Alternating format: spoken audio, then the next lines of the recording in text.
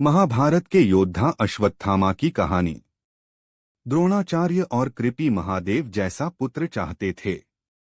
उनकी इच्छा थी कि जितना तेज और ज्ञान भगवान शिव में है वैसा ही उनके पुत्र में हो।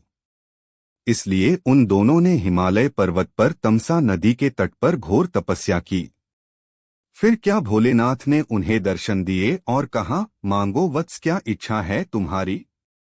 प्रभु, मुझे आपसे एक ऐसे पुत्र का वरदान चाहिए जिसमें आपके गुण विद्यमान हो, जिसे अनंत ज्ञान हो, जो युद्ध में निपुण हो, जो पूरे संसार पर राज करे। तथास्तु। फिर कृपि ने एक ऐसे बालक को जन्म दिया जिसके मुख पर बहुत तेज था और उसके माथे पर एक अद्भुत मणि थी जो उसे दैत्य, दानव, शस्त्र, व्याधि, देवता, नाग आदि से निर्भय रखती थी। जन्म लेने के कुछ समय बाद ये बालक एक घोड़े की तरह रोने लगा और इसलिए इस बालक का नाम अश्वत्थामा रखा गया। उसके गुरु स्वयं उसकी पिता थे, जिन्होंने उसे सभी अस्त्र शस्त्र और ग्रंथों का ज्ञान दिया था। लेकिन जब अश्वत्थामा छोटा था तब द्रोणाचार्य की आर्थिक स्थिति ठीक नहीं थी। सहायता के लिए वो अपने मित्र द्रुपद के पास गए थे, लेकिन जब भरी सभा में अश्वत्थामा ने अपने पिता का अपमान होते हुए देखा तो उसके मन में प्रतिशोध की भावना विकसित हो गई। फिर द्रोणाचार्य हस्तिनापुर के गुरु बन गए और फिर अश्वत्थामा की मित्रता दुर्योधन से हुई। शिक्षा पूरी होने के पश्चात जब बात गुरु दक्षिणा की आई तो द्रोणाचार्य ने द्रुपद को बंदी बनाने का आदेश दिया और अपने पुत्र को सिंहासन पर बैठा दिया। पिता की मृत्यु की खबर सुनते ही अश्वत्थामा ने अपना आपा खो दिया। जिस गुरु ने इन पांडवों को शिक्षा दी उसे इस निर्दयता से मार दिया। मैं द्रोण पुत्र अश्वत्थामा प्रतिज्ञा लेता हूँ, इन पांडवों के पूरे वंश का सर्वनाश कर दूंगा। फिर उसने धृष्टद्युम्न का वध कर दिया। फिर अश्वत्थामा और अर्जुन के बीच भीषण युद्ध आरंभ हुआ। कहते हैं अगर उस दिन सूर्यास्त ना होता तो अश्वत्थामा अर्जुन का वध कर देता। लेकिन फिर अश्वत्थामा ने वो किया जिसकी कल्पना नहीं की जा सकती थी। उसने छुपकर पांडवों के शिविर में घुसकर और नियमों के विरुद्ध आधी रात में कृपाचार्य तथा कृतवर्मा की सहायता से पांडवों के शेष वीर महारथियों का वध कर डाला।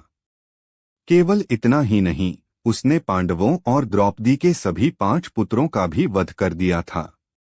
उसने वो कर्म किए जिसकी निंदा दुनिया आज भी करती है। अगले दिन युद्ध में अर्जुन के शोक और क्रोध की कोई सीमा नहीं थी, लेकिन इतने दुष्कर्मों के बाद भी अश्वत्थामा नहीं माना और ब्रह्मास्त्र चला दिया। फिर कृष्ण की आज्ञा पर अर्जुन ने भी अश्वत्थामा पर ब्रह्मास्त्र चला दिया, लेकिन फिर वेद व्यास जी प्रकट हुए और उन्होंने ब्रह्मास्त्र वापस लेने का आदेश दिया। आज्ञानुसार अर्जुन ने ब्रह्मास्त्र वापस ले लिया, लेकिन अश्वत्थामा को यह विधि नहीं आती थी तो उसने ब्रह्मास्त्र को अभिमन्यु की विधवा उत्तरा के गर्भ की ओर मोड़ दिया और पांडवों का वंश गर्भ में ही नष्ट हो गया।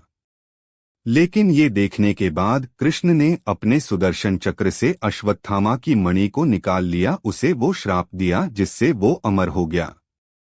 श्री कृष्ण ने कहा, जिस प्रकार तूने पतित कर्म कर द्रौपदी की ममता को सदा के लिए शोक संतप्त कर दिया है, उसी तरह तू भी अपने इस अमूल्य मणि से विच्छेदित किए जाने से हुए घाव के साथ जीवित रहेगा। तू मृत्यु मांगेगा किंतु तेरी मृत्यु नहीं होगी।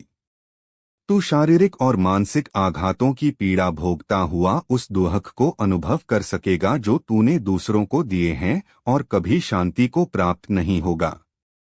ये सुनते ही अश्वत्थामा ने श्री कृष्ण ने क्षमा मांगी और इस श्राप का उपाय पूछा। जब श्री कृष्ण का क्रोध शांत हो गया तब उन्होंने कहा, कलयुग में कली के नाश के लिए मैं कल की रूप में आऊंगा और तब तुम मेरी रक्षा करोगे और मैं तुम्हारा उद्धार।